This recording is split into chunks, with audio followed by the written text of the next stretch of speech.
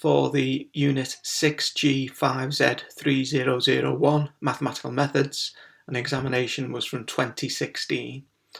You'll notice that you have to answer all questions in Section A and then any three from Section B. So my first question is question 2. 2A, you're asked to determine whether this set of three vectors is linearly dependent or independent over the set of real numbers. So if we take the determinant of these three vectors and we expand around the first row, then we get this expression here. So for example, to work out this determinant, just 3 times minus 8 is minus 24, and then we subtract 12. So that's where we get the, and then we negate that whole expression to give 36. So you work out this and we get the determinant of the 3 by 3 matrix is minus 16, which is non-zero. So therefore, because the determinant is non-zero, that means that these vectors are linearly independent. For part B, we have a mapping from 4-dimensional vectors to 2 by 2 matrices defined by this.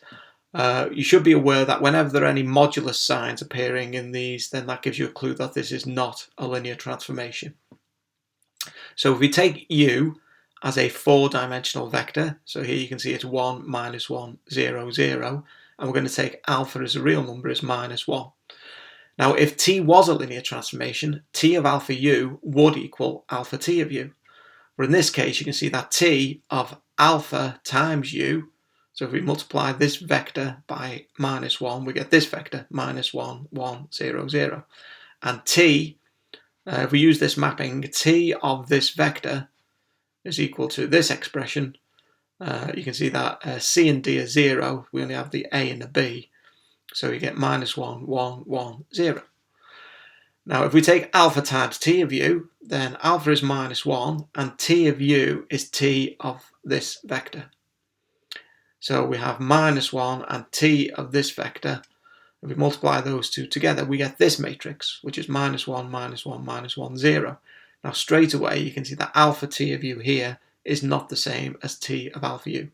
And remember, for questions like this you only need one counterexample. So this is one counterexample. So in this particular case we've given a counterexample where t of alpha u is not the same as alpha t of u, hence t is not a linear transformation. Now for part C you're asked to find the eigenvalues and eigenvectors of a 2 by 2 matrix. So we work out the characteristic polynomial, so we subtract lambda on the diagonal and then we take the determinant. So we take 2 minus lambda times minus 3 minus lambda and then we subtract 4 times 5. So we work out this 2 by 2 determinant and we get this quadratic polynomial. Now this unfortunately doesn't have nice roots, so we have to use the quadratic formula, which you can find in the formulae booklet. So we get lambda 1 is this and lambda 2 is this expression.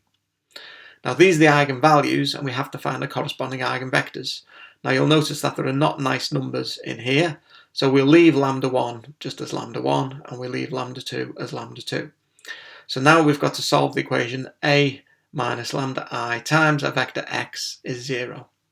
So here's our a minus lambda I, so we just subtract the lambda 1 for example on the diagonal here, and then we're looking for a vector here which gives you 0, 0.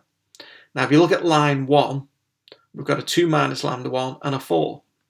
So all we have to do is we take this 4 and put it in this element here, and we negate this. So we negate this to make lambda 1 minus 2. So we'd have 2 minus lambda 1 times 4, and then plus 4 times lambda 1 minus 2, which is 0.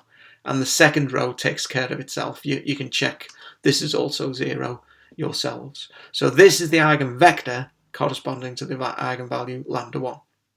And you'll see you use exactly the same arguments for lambda 2. So this is the eigenvector corresponding to the eigenvalue lambda 2. The final part of the question, we're asked to prove that the following mapping is not an inner product. And we've got to find a suitable counterexample. And in this case, because we've got a modulus here, you know that the modulus is always positive. And because we negate the modulus, you can see straight away here that it's possible to get a negative answer. So with the counterexample we take is we suppose that u is a cubic polynomial and we take it up to be able to form x squared plus x cubed. So you can see that here, that for example, A would be 0, B would be 0, C is equal to 1, and D is equal to 1. So if we take the inner product of U with itself, so that means that U and V are then the same, so U is equal to V. So the inner product of U with itself will give us alpha times A would be 0 times 0, plus beta times B would be 0 times 0, and then we subtract the modulus of C gamma plus D delta, which would be 1 times 1 plus 1 times 1. And we take the modulus of that, which gives you 2, and we negate it, so we get the inner product of U with itself is a negative number, which is a contradiction, because if phi was an inner product, phi of U with U is either 0 or it's greater or it's positive. So this should never happen.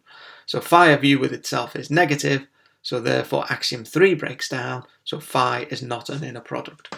And that concludes the solutions to question number 1.